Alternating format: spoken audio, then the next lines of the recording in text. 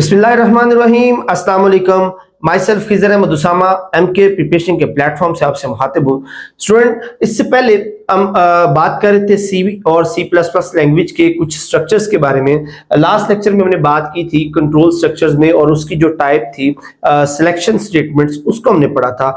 आज के इस सेशन के अंदर हम जो कंट्रोल स्ट्रक्चर का जो दूसरी टाइप है, जो कि लूप स्ट्रक्चर्स है, उनके बारे में डिस्कस करेंगे। तो स्टार्ट करते हैं सबसे पहले इसकी डेफिनेशन से। तो जो लूप स्ट्रक्चर है उसकी जरूरत क्यों महसूस आई? समटाइम्स ऐसा होता है कि आपको कंप्यूटर से रिलेटेड कोई टास्क एक से ज्यादा बार दोहराना पड़ता है। मिसाल के तौर पर अगर आप किसी एक डिपार्टमेंट की या किसी एक कंपनी के एम्प्लॉयज हैं, फर्ज करें कि 1000 एम्प्लॉयज हैं, आप उन एम्प्लॉयज की सैलरी कैलकुलेट करना चाहते हैं, तो आप जो उसके पैरामीटर्स एक एम्प्लॉय पर लगाते हैं, वो पैरामीटर आपको 1000 एम्प्लॉयज पे लगाना पड़ेगा। तो अगर आप इसको मैन्युअली करें तो आपको हर एम्प्लॉय के लिए अलग अलग उस पैरामीटर्स को या उन प्रोग्राम्स को लगाना पड़ेगा। बट अगर आप उस प्रोग्राम को ऑटोमेटिकली इस तरह से सेट कर दें कि वो प्रोग्राम अपने आप को एक सर्टेन टाइम के बाद रिपीट करता जाए, तो उस रेपिटेशन से वो ऑटोमेटिकली 1000 पीपल्स की जो सैलरी है उसको कैलकुलेट कर लेगा। इससे अगर कोई प्रिंट कमांड आप उनकी जो सैलरी स्लिप उनको प्रिंट करना चाह रहे हैं, तो आप हर बार प्रिंट की कमांड तो नहीं देंगे, उसके लिए आप एक लूप स्ट्रक्चर सेट करते हैं जो आपकी उस कमांड को अगेन एंड अगेन एग्जीक्यूट करेगा। तो लूप स्ट्रक्चर असल में किसी प्रोग्राम को एक से ज्यादा बार दोहराने के लिए इस्तेमाल किया जाता है।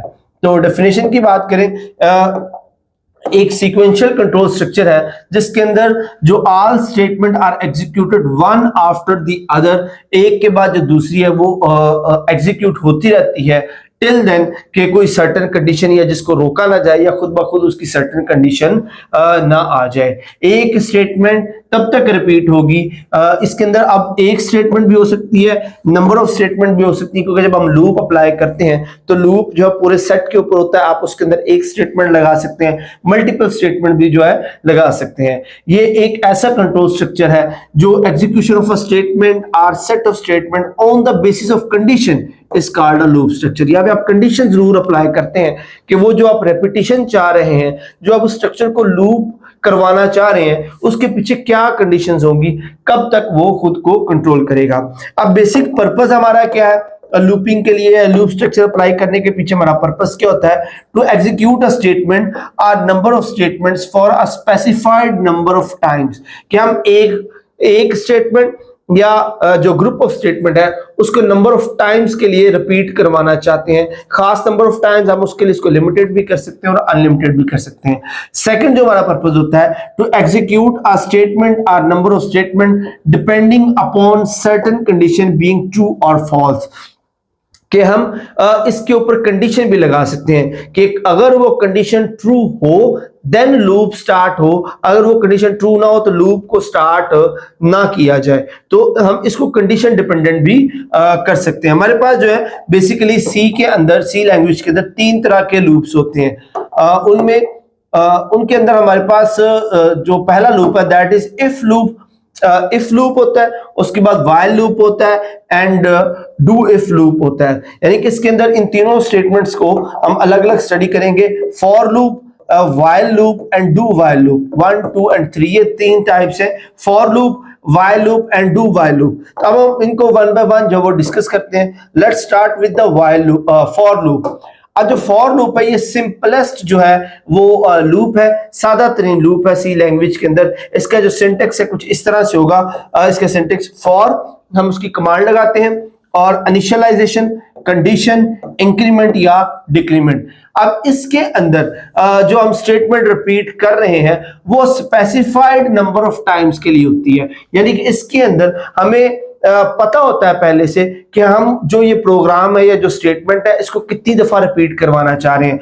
नंबर ऑफ जो लूप्स है या नंबर ऑफ टाइम ये जितनी दफा अपने आप को दोहराएगा उसकी जो काउंट है वो हमें पहले से मालूम होता है। तो तब हम इसको डिजाइन करते हैं। तो इसका सिंटेक्स के लिए हम पहले इसको फॉर जो उसका लूप की कमांड है वो एंटर करेंगे, फिर इनिशियलाइजेशन कि वो लूप किस से स्टार्ट होगा, and then condition, increment and decrement. उसके बाद बॉडी ऑफ लूप वो स्टेटमेंट होती है जो दोहराई जाएगी और उसके बाद हम उसको क्लोज कर देते हैं। ये क्या क्या चीजें इसके अंदर वन बाय वन हम देख लेते हैं। First one is initialisation. ये एक एक्सप्रेशन है जो स्पेसिफाई करता है starting value of the counter variable. ये इनिशियलाइजेशन एक ऐसी वैल्यू है, एक ऐसी कंडीशन है जो लूप को स्टार्ट करवाती है, जो एक स्पेसिफाई करती है एक सर्टेन थ्रेशोल्ड वैल्यू जो लूप की स्टार्टिंग के लिए रिक्वायर्ड होती है। और एक बार जब लूप इनिशियलाइज हो जाए तो वो दोबारा इस इनिशियल कंडीशन पर नहीं आएगा, क्योंकि इनिशियल कंडीशन तो सिर्फ होती है लूप को स्टार्ट करने के लिए। जब लूप स्टार्ट हो गया तो वो दोबारा इनिशियल कंडीशन पर नहीं आएगा। इसका मतलब ये हुआ कि ये जो इनिशियलाइजेशन है ये सिर्फ एक बार परफॉर्म होगी पूरे लूप के अंदर। उसके बाद आ जाता है जी कंडीशन। कंडीशन क्या है? The condition is a given as a relational expression. Condition in for loop is evaluated on each iteration. If the condition is true, then the statement inside for the loop body get executed. When the condition return false, the statement in for loop do not execute and the control get transferred to the next statement. अब इसका मतलब ये है, हम इस condition को इस तरह से सेट करते हैं कि जब लूप स्टार्ट होता है, इनिशियलाइज हो गया, तो हर बार लूप अपने आप को एग्जीक्यूट करने के बाद दोबारा इस कंडीशन पर आता है। अगर ये कंडीशन ट्रू होगी तो लूप अपने आप को कंप्लीट करेगा, एग्जीक्यूट करेगा, वो स्टेटमेंट जो अपने आप को इटरेट करेगी। बट अगर ये लूप की स्टेटमेंट फॉल्स होती है तो जो कंट्रोल है वो दोबारा नेक्स्ट स्टेटमेंट की तरफ चले जाएगा, पहली स्टेटमेंट की तरफ वापस नहीं आएगा। तो actually this is the condition which is responsible to iterate the statement जितनी भी दफा हमें उसकी जरूरत हो। उसके बाद हमारे पास आ जाता है increment and decrement. This part of the loop specifies the change in the counter variable after each execution of the loop. ये आप कह सकते हैं कि ये काउंटर है कि हर दफा, ये हम पीछे पढ़ चुके हैं कि इंक्रीमेंट और डिक्रीमेंट ऑपरेटर, इसका मतलब ये होता है कि जब भी ये एग्जीक्यूट होता है तो ये हर बार एक नंबर जो है वो ऐड कर देता है उस वेरिएबल के साथ जिसके साथ ये अप्लाई होता है। विच मीन जब लूप एग्जीक्यूट होगा तो हर एग्जीक्यूशन के बाद ये एक का डिजिट जो है वो ऐड कर देगा। उसके बाद आ जाती है जी body of the loop. It is a statement, a group of statement in braces to be repeated. ये वो असल में स्टेटमेंट या कोड होती है जो लूप के अंदर बार बार रिपीट होगी। इस स्टेटमेंट को बार बार दोहराया जाएगा। यहाँ पे हमारे पास एक एग्जांपल है, आप इसमें देख सकते हैं। हमारे पास एक कोड लिखा गया जैसे फॉर, ये हमारी आगे जी कमांड आ गई लूप के लिए। उसके बाद देखिए इनिशियलाइज हम कहां से करें? x is equal to 1। ये इनिशियल कंडीशन है कि लूप तब स्टार्ट होगा जब x की वैल्यू 1 होगी। और उसके बाद हमारे पास आ जाती है जी कंडीशन। कंडीशन क्या है कि जब तक ये कंडीशन ट्रू रहेगी तब तक लूप खुद को रिपीट करता रहेगा। अब कंडीशन क्या है? x is less than and equal to 10। इनका हम स्टार्ट कहां से ले रहे हैं? x इज इक्वल टू 1 और एंड जो कंडीशन क्या है? x is equal to 10, which mean के जो x जब तक 10 नहीं आएगा तब तक लूप अपने आप को रिपीट करता रहेगा। और लास्ट में हमारे पास इंक्रीमेंट ऑपरेटर आ गया। मतलब ये हुआ कि पहले लूप में हम स्टार्ट करेंगे x इज इक्वल टू 1 और उसके बाद इंक्रीमेंट ऑपरेटर लगेगा, ये हो जाएगा जी 2, फिर लूप अपने आप को दोहराएगा, ये हो जाएगा 3, फिर दोहराएगा, ये हो जाएगा 4, 5, 6 और जब तक हमारे पास 10 नहीं आएगा तब तक चूंकि ये स्टेटमेंट ट्रू रहेगी तो ये बार बार रिपीट होता रहेगा until this condition is satisfied. ये कंडीशन फॉल्स नहीं होगी तब तक लूप अपने आप को दोहराता रहेगा। ओके जी, एक ब्लॉक डायग्राम है, इसमें आप देख सकते हैं कि एक बार जब इनिशियलाइज हो जाता है लूप तो वो चला जाता है कंडीशन की तरफ और अगर कंडीशन ट्रू हो तो वो स्टेटमेंट को एग्जीक्यूट करवाएगा जो हमने लिखी हुई थी, उसमें जो चेंजेस आएंगे जो हमने इंक्रीमेंट लगाया हुआ उसके अंदर, और दोबारा ये आ जाएगा कंडीशन की तरफ और अगेन अपने आप को दोहराता रहेगा जब तक ये स्टेटमेंट, ये कंडीशन ट्रू रहेगी। जैसे ही ये कंडीशन फॉल्स होगी ये दोबारा लूप की तरफ नहीं जाएगा, ये उस कोड को यहाँ पे टर्मिनेट करेगा और नेक्स्ट कोड की तरफ चला जाएगा। तो इस तरह के लूप को हम फॉर लूप कहते हैं। ओके जी, नेक्स्ट इसकी जो सेकंड टाइप है, अब हम उसकी तरफ जाते हैं। नेक्स्ट सेकंड टाइप हमारे पास है जी the while loop. The while loop, अब व्हाइल लूप क्या करता है? ये जब कंडीशन को एवेल्युएट, अब अच्छा इसमें जो मेजर डिफरेंस वो ये है कि इसमें जो नंबर ऑफ टाइम्स है, नंबर ऑफ इटरेशन है, वो पता एडवांस में नहीं पता होते। फॉर लूप के अंदर जो प्रोग्रामर है उसको पहले से पता होता है कि वो अपने इस लूप को कितनी बार जो है वो रिपीट करवाना चाह रहा है। बट व्हाइल लूप के में डिफरेंस ये है कि यहां पर आपको ये नहीं पता कि आप कब तक उस लूप को चलाएंगे। तो इसका सिंटेक्स क्या बनेगा, व्हाइल और सिर्फ कंडीशन है। अब हमें ये नहीं पता कि कितनी देर तक, किस लेवल तक हम इसको चलाना चाह रहे हैं। वहां पे आपने देखा था कंडीशन के साथ इंक्रीमेंट और डिक्रीमेंट भी था, इनिशियलाइजेशन भी था, इंक्रीमेंट भी था, डिक्रीमेंट भी था। यानी कि हमें पहले से पता होता है कि हमने लूप को कितनी बार चलाना है। बट इस केस में व्हाइल लूप के अंदर हमें ये नहीं पता होता कि ये कितनी देर तक इसको चलाना है। ये कंटिन्यूस भी हो सकता है और डिसकंटिन्यू भी हो सकता है जब हम इसको चाहेंगे। तो कंडीशन इसमें क्या है जी, कंडीशन वही गिवन एक रिलेशनल एक्सपीरियंस एक्सप्रेशन होता है और जो बॉडी ऑफ लूप को एग्जीक्यूट करवाता है। बॉडी ऑफ द लूप वो स्टेटमेंट होती है जिसको आप एग्जीक्यूट करवाना चाह रहे हैं बार बार। अब यहाँ पे इंपॉर्टेंट पॉइंट वो ये है कि जब हम व्हाइल लूप को यूज करते हैं तो हमें इंक्रीमेंट और decrement statement inside the while loop जो है वो यूज करते हैं। ये अब लूप के अंदर आ गई है, so that the loop variable gets changed on each iteration and at some point condition returns false. This way we can end the execution of the while loop, otherwise the loop would execute indefinitely. अब वहां पर हमने condition के साथ ही increment और decrement लगा दिया था, बट अब इसके अंदर जो इंक्रीमेंट या डिक्रीमेंट है वो लूप के अंदर ही होती रहती है। यानी कि वो टास्क जो है वो लूप के अंदर ही चलता रहेगा जब तक कि जो कंडीशन है वो फॉल्स नहीं होती। अब डिफरेंस इसका मैंने आपको बताया कि फॉर लूप के अंदर हमें जो नंबर ऑफ टाइम्स है, नंबर ऑफ टर्न्स है वो पहले से पता होती है, जबकि व्हाइल लूप के अंदर ऐसा नहीं होता। यहाँ पे कुछ एग्जांपल्स है जो आप अपनी प्रैक्टिस के लिए इसको अटेम्प्ट कर सकते हैं। तीसरी और आखिरी किस्म है जी लूप की, that is the do while loop. Do while loop जैसे कि नेम सजेस्ट कर रहा है, इसमें इसके दो हिस्से हैं, डू एंड व्हाइल। यानी कि व्हाइल लूप के साथ हमने डू जो है वो अटैच किया हुआ है। अब इसके अंदर भी लूप ये भी वही है, ये भी एक स्टेटमेंट को ट्रू ही स्टेटमेंट के फॉल्स होने तक खुद को रिपीट करवाता रहेगा। बट इसमें जो एक डिफरेंस आता है वो आता है डू फीचर का। डू फीचर क्या करता है कि अब इसके अंदर जब हम लूप की स्टेटमेंट लिखते हैं तो पहले हम डू वाला फीचर ऐड करते हैं और उसके बाद लूप ऐड करते हैं, विच मींस के लूप स्टार्ट होने से पहले वो स्टेटमेंट कम से कम एक बार खुद को एग्जीक्यूट जरूर करवाएगी, क्योंकि उसके बाद कंडीशन है। तो कंडीशन ट्रू हो या फॉल्स हो, एटलीस्ट वन टाइम स्टेटमेंट जब वो खुद को ट्रू करवा चुकी होती है, फिर उसके बाद लूप आता है, फिर आप उसकी जो लूपिंग है वो स्टार्ट होती है। तो डू व्हाइल लूप का और फर्क सिर्फ यही है कि आप जब इसको स्टार्ट करवाते हैं, अच्छा पहले इसके सिंटैक्स देख लेते हैं। सिंटैक्स के लिए देखिए, पहले स्टार्ट में डू है, एक डू है। ये डू जो वो इंडिकेट कर रहा है कि इसके अंदर जो बॉडी ऑफ द लूप है आप उसको एक बार जो है वो एग्जीक्यूट करवा दें और उसके बाद आप कंडीशन अप्लाई कर रहे हैं, विच मींस कि कंडीशन को भी हमने चेक नहीं किया कि वो ट्रू है या फॉल्स है, बट एक बार जो बॉडी ऑफ द लूप है वो अपने आप को एग्जीक्यूट कर चुकी हुई है। यहाँ पे फ्लो चार्ट डायग्राम में आप इसको समझने की कोशिश करें कि जब आपने एक बार इसको स्टार्ट किया, स्टेटमेंट ने अपने आप को एग्जीक्यूट कर लिया, टास्क हो गया, उसके बाद जो है वो कंडीशन आई है। अब अगर कंडीशन ट्रू होगी तो ये स्टेटमेंट दोबारा खुद को रिपीट करवाएगी, अगर फॉल्स होगी तो एंड होगी। फर्क क्या पड़ा कि कंडीशन से पहले ही कम से कम एक बार स्टेटमेंट खुद को एग्जीक्यूट करवा चुकी है। यही डिफरेंस है डू व्हाइल लूप का बाकी दोनों लूप की निस्बत के। इसके अंदर जो स्टेटमेंट है वो अपने आप को कम से कम एक बार जो वो एग्जीक्यूट करवा लेती है। तो ये थी 3 टाइप्स लूप्स की। अब कुछ और इससे रिलेटेड जो स्टेटमेंट्स हैं उनको देख लेते हैं। उनमें जो पहली स्टेटमेंट है that is a break statement. Break statement क्या होती है? ये किसी भी एग्जीक्यूशन को टर्मिनेट करती है विद इन द लूप या आउट ऑफ द लूप, यानी कि ये उस एग्जीक्यूशन को टर्मिनेट करेगी जो भी चल रही है। इसका सिंटैक्स कैसे होता है? ब्रेक और एंड पे सेमीकोलन। अब ये कहां पर यूज होती है?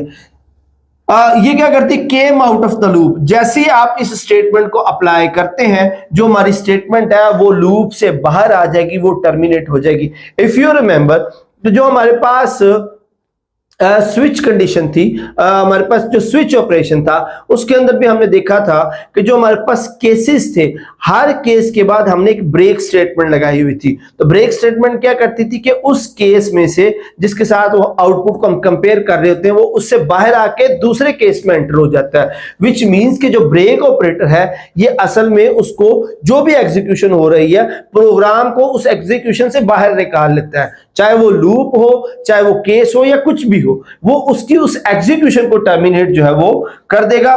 That is why break operation is used in a loop. या भी आप देख सकते हैं कि आपने कंडीशन अप्लाई की, लूप चला, जो कोड है वो लूप के अंदर चला गया, अब लूप जारी है, लेकिन अब एंड पे आप उस पे ब्रेक का जो स्टेटमेंट अप्लाई कर, जैसे ही आप ब्रेक स्टेटमेंट अप्लाई करेंगे कोड लूप से बाहर निकलेगा और उसके बाद वाली जो बॉडी है उसको एग्जीक्यूट करवाना शुरू कर देगा।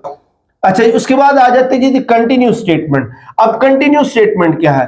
Continue statement shift the control back to the beginning of the loop. ये कंटिन्यू स्टेटमेंट क्या करेगी कि जो स्टेटमेंट है उसकी एग्जीक्यूशन को अगेन स्टार्टिंग पॉइंट पर ले जाएगी, इनिशियल पॉइंट पर जहां से लूप जो वो स्टार्ट हुआ था।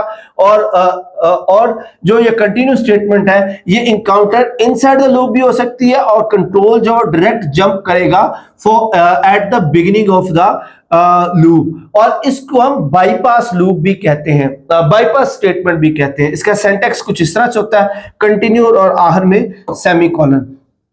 फ्लो चार्ट डायग्राम में आप ये इसको हम समझने की कोशिश करते हैं। यहां पे देखिए, हमने कोई प्रोग्राम स्टार्ट किया, ये अब जो लूप टेस्ट का एक्सप्रेशन है और इस एक्सप्रेशन के बाद ये आ गई जी हमारे पास कंडीशन, वो डिसीजन, जिसके बाद जो लूप है वो कंटिन्यू चल रहा है। अब अगर ये स्टेटमेंट फॉल्स होती है तो ये कंटिन्यू वाली जो स्टेटमेंट है वो उस लूप को दोबारा इनिशियल कंडीशन पर लेके जा रही है जहां पर उसको स्टार्ट किया था। दैट इज व्हाई इसको हम बाईपास स्टेटमेंट भी कहते हैं। डिफरेंस इनके दरमियान क्या है मैं आपको पहले बता चुका हूं कि जो फॉर लूप है उसके अंदर प्रोग्रामर को पहले से पता होता है कि उसने कितने टाइम इस लूप को दोहराना है, और जो व्हाइल लूप है उसमें प्रोग्रामर को यह नहीं पता होता है कि उसने लूप को कितनी बार दोहराना है। और डू व्हाइल लूप के अंदर लूप पे जाने से पहले कम से कम स्टेटमेंट अपने आप को एक बार जो है वो कम से कम एग्जीक्यूट कर चुकी होती है। उसके बाद हमारे पास एक और टाइप है लूप की, that is a nested loop. Nested loop, जैसे कि आप पीछे नेस्टेड कंडीशन भी पढ़ चुके हैं, नेस्टेड लूप एक ऐसा लूप होता है जिसमें a loop inside N other loop, कि एक लूप को किसी दूसरे लूप के अंदर रख दिया जाए, उसको हम नेस्टेड लूप कहते हैं। जहां पे आप देख सकते हैं कि ये एक आउटर लूप है, इसके अंदर एक और इनर लूप भी अपना जो परफॉर्म है वो कर रहा है, और दोनों लूप इंडिपेंडेंट होते हैं। ये अपनी परफॉर्मेंस करता है टिल देन इसकी जो कंडीशंस है वो ट्रू है, वो ट्रू के साथ मीट कर रही है तो ये लूप कंटिन्यू करेगा। लेकिन जैसे इसकी कंडीशन फॉल्स होगी तो ये एक्सटर्नल लूप पे आ जाएगा। तो एक्सटर्नल लूप तब तक कंटिन्यू रहेगा जब तक कि उसकी जो स्टेटमेंट्स हैं वो ट्रू रहती हैं। यहां पर ये एक इसकी फ्लो चार्ट डायग्राम इसमें देखें कि आप जो है वो प्रोग्राम को स्टार्ट करते हैं, ये उसकी स्टेटमेंट है। अब यहां से जरा गौर से देखिएगा, अब जैसे ही स्टेटमेंट हमारी एग्जीक्यूट करती है तो हमारी आ जाती है जी पहली कंडीशन, ये हमारा आ गया जी एक्सटर्नल लूप, एक्सटर्नल लूप की कंडीशन आ गई। अब एक्सटर्नल लूप से अगर ये ट्रू होती है तो अब हम आ गए जी इंटरनल लूप के अंदर, ये हमारा इंटरनल लूप की कंडीशन है। अब इसकी ट्रू हो गई है कंडीशन, इंटरनल लूप पे आ गया। अब इंटरनल लूप अगर ट्रू हो गया है तो ये अपनी लूपिंग स्टार्ट कर देगा, ये इंटरनल लूप के अंदर जो प्रोग्राम है वो चलता रहेगा जब तक कि इसकी कंडीशन जो है वो ट्रू रहती है। वंस इसकी कंडीशन फॉल्स करती है तो ये लूप यहां से इंटरनल लूप से निकल के आ जाएगा एक्सटर्नल लूप में। लेट्स सपोज कि एक्सटर्नल लूप जब इसका कंप्लीट अपना साइकिल कर लेगा तो ये इसको उस स्टेटमेंट से बाहर ले जाएगा। तो आप देख सकते हैं कि एक इंटरनल लूप है और ये एक एक्सटर्नल लूप बन रहा है। तो इस तरह की लूपिंग को हम नेस्टेड लूप कहते हैं, जिसमें एक्सटर्नल और इंटरनल लूप एक दूसरे से जो इंडिपेंडेंट है वो काम कर रहे होते हैं। अच्छा जी, यहां पर हमारा जो आज का जो सेशन है वो खत्म होता है। एंड पे हमारे पास कुछ प्रैक्टिस एमसीक्यूज हैं, हम उनको अटेम्प्ट करने की कोशिश करते हैं। First one is how many types of loop structures are available. तो 3 तरह के लूप्स होते हैं, for loop, while loop and do while loop. उसके बाद which loop structure always execute at least one. तो डू व्हाइल लूप जो वो कम से कम एक बार जो स्ट्रक्चर है वो अपने आप को एग्जीक्यूट करता है। In which loop the conditions comes before the body of the loop. यानी कि लूप से पहले जो उसकी कंडीशन होती है, तो वाइल लूप के अंदर भी पहले होती है और डू वाइल लूप के अंदर भी, सॉरी, फॉर लूप के अंदर भी ये पहले होती है कंडीशंस। डू वाइल में ये कंडीशन जो है वो बाद में लगी होती है, लेकिन सिर्फ वाइल और इसमें होती है, तो राइट आंसर बनेगा A and C both. In which loop the conditions come after the body, तो आफ्टर द बॉडी सिर्फ डू वाइल के अंदर जो है वो कंडीशन जो है वो आफ्टर द बॉडी पाई जाती है। उसके बाद हमारे पास आ जाता है जी, which of the following statement is used in the body of the loop to exit from the loop। तो एग्जिट करने के लिए, लूप से एग्जिट करने के लिए हम ब्रेक स्टेटमेंट इस्तेमाल करते हैं। A loop with in an other loop, तो इसको हम कहते हैं नेस्टेड लूप। एक लूप के अंदर जब दूसरा लूप हो उसको नेस्टेड लूप कहा जाता है। Which statement is used to move the control at the start of the loop, तो कंटिन्यू स्टेटमेंट इस्तेमाल करती है जो कंट्रोल्स को दोबारा इनिशियल पॉइंट पर ले जाती है।